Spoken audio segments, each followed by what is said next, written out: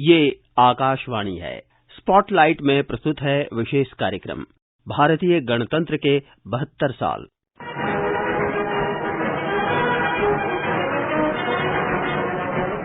गणतंत्र दिवस यानी स्वाधीन भारत की अपनी शासन प्रणाली लागू करने का गर्वीला दिन। 72 साल पहले आज ही के दिन हमने अपना संविधान अपनाया था और अपने प्रजातांत्रिक मूल्यों, अपनी संस्कृति और अपने हिसाब से अपनी बनाई राह पर चलने का फैसला किया था। संविधान हमारे लिए महज किताब नहीं है, बल्कि महान भारतीय गणतंत्र का पवित्र ग्रंथ है, जिसने हमें हर मुश्किल वक्त में राह दिखाई है, जिसके बताए रास्ते पर चलते हुए हमने अपनी आजादी की गौरवमयी यात्रा पूरी की है। स्वाधीन भारत में जब भी समय के साथ हमारे सामने कोई दोराहा दिखा, जब भी असमंजस की हालत बनी, हमें इसी पवित्र ग्रंथ ने राह दिखाई है। उसी संविधान ने जिसके बारे में संविधान सभा में बाबा साहब भीमराव अंबेडकर ने कहा था, Our difficulty is how to make the heterogeneous mess that we have today take a decision in common and march in a cooperative way on that road which is bound to lead us to unity. Our difficulty is not with regard to the ultimate. Our difficulty is with regard to the beginning.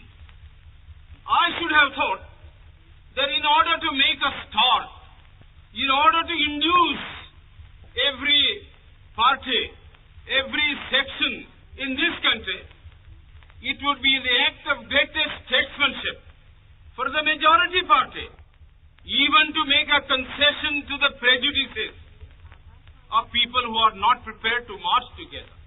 हमारी अपनी व्यवस्था की राह 15 अगस्त 1947 की आधी रात को ही तय हो गई थी। जब दुनिया सो रही थी, उसी समय भारत अपनी नियति की कहानी लिख रहा था। इस मौके पर देश के पहले प्रधानमंत्री ने जो कहा था, वो आज भी बेहद प्रासंगिक है। पंडित नेहरू ने कहा था, बरसों पहले हमने नियति के साथ वायदा किया था और अब समय आ गया है कि हम अपना वो वायदा निभाएं, पूरी तरह से न सही पर बहुत हद तक तो निभाएं। आधी रात के समय जब दुनिया सो रही होगी, भारत जीवन और स्वतंत्रता के लिए जाग जाएगा। जब तक कि एक एक इंसान हिंदुस्तान का आजादी की हवा में न रह सके और उसकी तकलीफें दूर न हो और जो मुसीबतें हैं वो हटाई न जाएं। चुनाचे एक बहुत बड़ा हिस्सा हमारे काम का बाकी है। बड़े बड़े सवाल हमारे सामने हैं और उनके तरफ देख के कुछ दिल दहल सा जाता है, लेकिन फिर हिम्मत आती है सोच के कितने बड़े सवाल पुराने जमाने में हमने हल किए, तो क्या हम इन और सवालों से दब जाएंगे? ताकत और गुरूर कुछ हमारा अपना शख्सी और व्यक्तिगत नहीं है, लेकिन कुछ गुरूर है अपने मुल्क में, कुछ इत्मीनान है अपनी कौम की ताकत में। ब्रिटेन से भारत को भले ही आजादी मिल गई, लेकिन कई अंग्रेज ऐसे भी थे जिनकी निगाह भारत की नाकामी के इंतजार में थी। पूर्व ब्रिटिश प्रधानमंत्री विंस्टन चर्चिल तो मानकर चल रहे थे कि भूखे और निरक्षरों का देश एक दिन फिर उनकी झोली में आ गिरेगा। आजादी के साथ बंटवारे और खून खराबे का जो दंश मिला, उससे एक बारगी आशंका भी होने लगी थी कि अंग्रेजी सोच कहीं सही न हो जाए। लेकिन ऐसे मौके पर हमारे नेताओं ने कमान संभाली, फसाद पर काबू पाने के लिए मजबूत इरादा दिखाया। भारत में इस मोर्चे पर सबसे अहम योगदान रहा देश के पहले उप प्रधानमंत्री सरदार पटेल का। पटेल ने आजादी के बाद लोगों को शांति का संदेश देते हुए आकाशवाणी के माध्यम से कहा था, हर हिंदुस्तानी का धर्म है कि भारत की प्रगति में अपना जो कुछ हिस्सा देना हो वो देना चाहिए। मुल्क में शांति है, बहुत बड़ा मुल्क है, हर जगह पर लोग अपने अपने कर्तव्य कर रहे हैं, काम कर रहे हैं, रोजगार कर रहे हैं, तो मुल्क में तो चारों तरफ शांति है। शांति बिना तो काम चलता नहीं। पूरी शांति इतनी है, बाहर का कोई खतरा नहीं है, तो यदि हम भीतर का काम हमारा पूरा करें तो हमें कोई मायूसी का कारण नहीं है। 15 अगस्त 1947 को भारत आजाद भले ही हो गया, लेकिन वो आजादी तब तक अधूरी ही रही जब तक भारत अपनी व्यवस्था और परंपरा आधारित संविधान के साथ चले। अपना और अपने हिसाब से देश को चलाने के लिए संविधान सभा का गठन हुआ। इसी संविधान सभा ने भारत को वो पवित्र ग्रंथ दिया जिसके जरिए हमने अपने बीच के कई विरोधाभासों पर पार पाते हुए लगातार समानता और बंधुत्व आधारित व्यवस्था पर सफलतापूर्वक चल रहे हैं, जिसकी कल्पना संविधान सभा के अध्यक्ष डॉक्टर राजेंद्र प्रसाद ने की थी। We can take comfort in the fact that in spite of those difficulties, in spite of the differences in viewpoints which exhibited themselves with vigor, sometimes with trouble and turmoil, these difficulties were conquered by those assemblies, and the assemblies were able, in spite of them, to frame constitutions which were acceptable to the people at large, which have become in course of time an invaluable heritage for the people of those lands. There is no reason why we should not succeed also similarly. All that we need, all that we require is honesty of purpose, firmness of determination, a desire to understand each other's viewpoint, a resolve that we shall do justice, that we shall behave as fairly, as squarely as possible towards everyone else. अपने संविधान में सबसे महत्वपूर्ण है उसकी प्रस्तावना। जाने माने संविधान विशेषज्ञ नाना पालकीवाला इसे संविधान का परिचय पत्र कहते हैं। अमेरिकी संविधान की तर्ज पर बनाई गई ये प्रस्तावना उस उद्देश्य प्रस्ताव पर आधारित है जिसे पंडित नेहरू ने संविधान सभा में पेश किया था। इसमें कहा गया है, हम भारत के लोग भारत को एक संपूर्ण प्रभुत्व संपन्न समाजवादी पंथनिरपेक्ष लोकतंत्रात्मक गणराज्य बनाने के लिए तथा उसके समस्त नागरिकों को न्याय, सामाजिक, आर्थिक और राजनीतिक विचार, अभिव्यक्ति, विश्वास, धर्म और उपासना की स्वतंत्रता, प्रतिष्ठा और अवसर की समता प्राप्त करने के लिए तथा उन सब में व्यक्ति गरिमा और राष्ट्र की एकता और अखंडता सुनिश्चित करने वाली बंधुता बढ़ाने के लिए दृढ़ संकल्प होकर अपनी संविधान सभा में आज तारीख 26 नवंबर 1949 को एतद द्वारा इस संविधान को अंगीकृत, अधिनियमित और आत्मर्पित करते हैं। इस संविधान को महान बनाने में संविधान सभा के कई सदस्यों का अहम योगदान रहा। इनमें से एक रहे श्यामा प्रसाद मुखर्जी। भारतीय जनसंघ के संस्थापक श्यामा प्रसाद मुखर्जी भारत में तुष्टीकरण की राजनीति के विरोधी थे। उनका मानना था कि भारतीयता की आत्मा की नींव पर ही तैयार संविधान भारतीय लोगों की आकांक्षाओं का सही मायने में प्रतिबिंब बन सकेगा। संविधान सभा में श्यामा प्रसाद मुखर्जी ने कहा था, It is for the first time in the history of our country since we came under British rule that we have met to frame our own constitution. It is a great responsibility.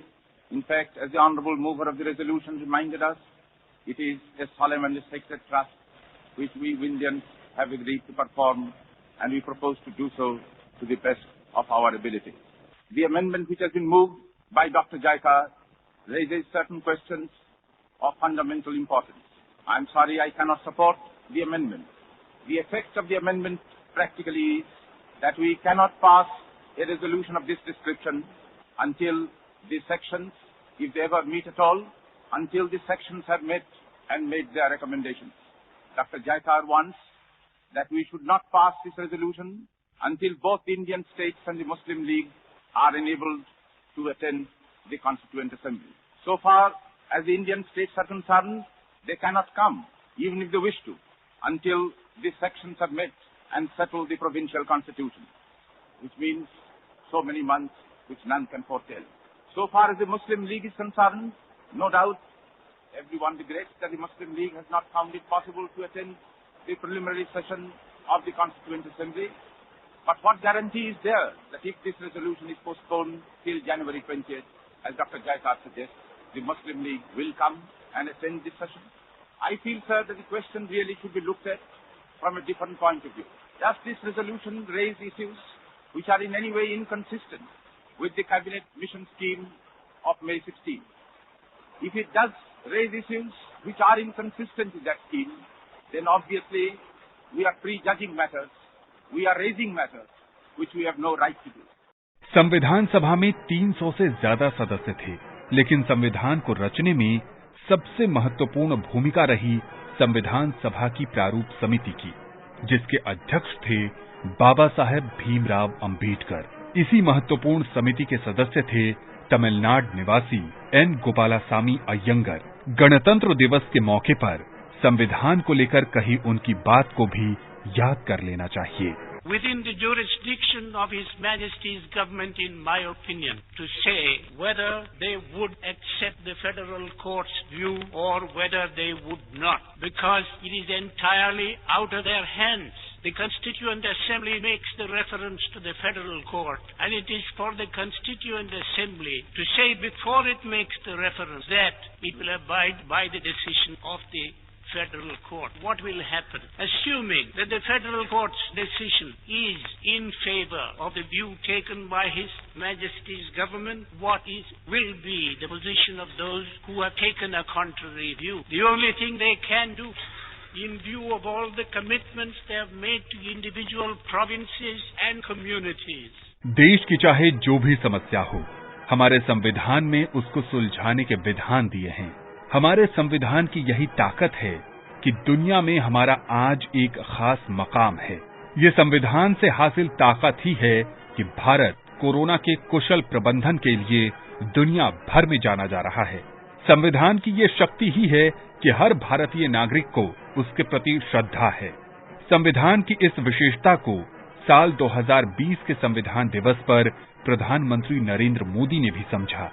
उन्होंने कहा, Our Constitution has many special features, but one very special feature is the importance given to duties.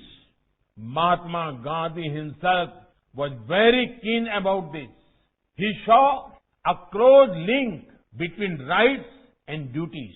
He felt that once we perform our duties, rights will be safeguarded.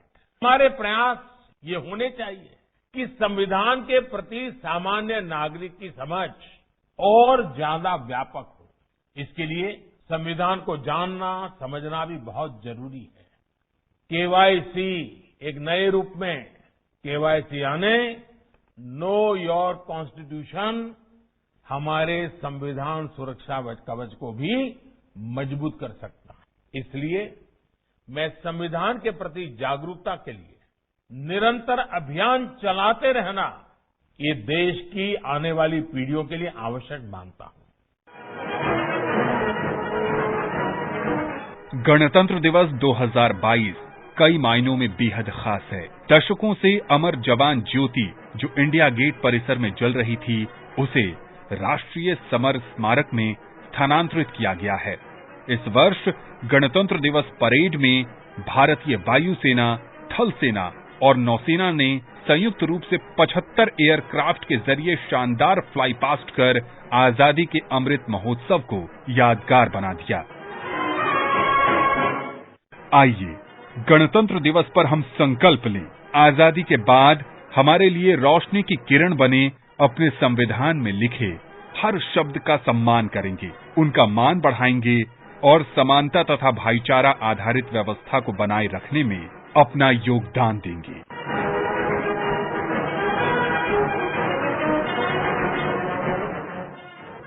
अभी आप सुन रहे थे विशेष कार्यक्रम भारतीय गणतंत्र के 72 साल। ये कार्यक्रम आकाशवाणी के समाचार सेवा प्रभाग द्वारा प्रस्तुत किया गया। इसे आप हमारे mobile app news on AIR और YouTube channel news on AIR official पर भी सुन सकते हैं। इस कार्यक्रम के संबंध में अपनी प्रतिक्रिया आप हमें ईमेल कर सकते हैं। पता है airnsdtalks@gmail.com। ये कार्यक्रम फिर से सुनने के लिए लॉग ऑन करें हमारी वेबसाइट newsonair.nic.in।